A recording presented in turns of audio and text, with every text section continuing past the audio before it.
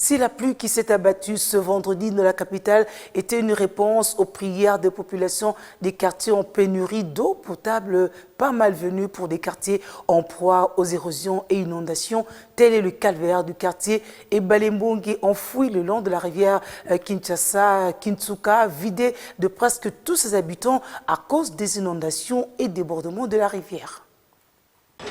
Perdu dans le sud-ouest de Ngalema, le quartier Balembongue, situé le long du lit de la rivière Lukonga, à la profondeur du pont Kintsuka-Pompage, presque vidé de ses habitants.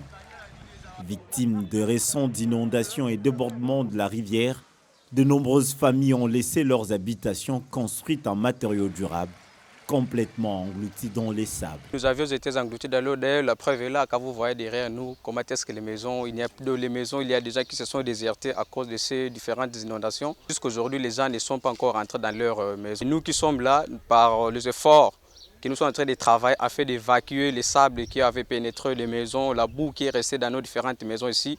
Mais nous y sommes pour travailler afin de retourner dans nos différentes maisons. Et puis, il y avait beaucoup de dégâts matériels qui se sont produits ici dans les quartiers. Une réalité presque évidente qui a causé d'énormes dégâts matériels. Rosette, la vingtaine révolue, mère des 2 enfants, est parmi ces victimes qui n'ont pas d'autres endroits où trouver refuge. Elle raconte le souvenir qui hante encore son esprit. C'était vers 6 heures ce jour-là. On s'est réveillé sous une forte pluie interminable. L'eau débordait jusqu'à inonder nos maisons. J'ai vu de mes propres yeux comment nos biens, nos vêtements, nos meubles ont été emportés par les eaux de pluie.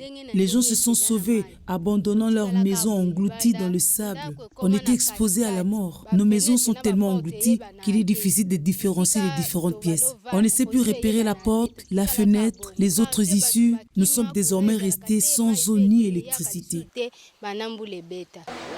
Sans eau ni électricité, les enfants restés dans ce quartier délabré, méconnu de Kinshasa, sont exposés aux nombreuses maladies. Il lance un SOS à l'État. Il est difficile de vivre avec les enfants dans ces conditions. Il y a plein de moustiques. Ils souffrent chaque jour de malaria et de la fièvre typhoïde. Quand les eaux de pluie ont envahi notre quartier, elles ont amené avec elles toutes sortes d'immondices. Et cette eau qui stagne dans nos maisons, sur ce qui reste des avenues, entretiennent avec elles toutes les saletés. Nous lançons un appel au chef de l'État pour nous venir en aide.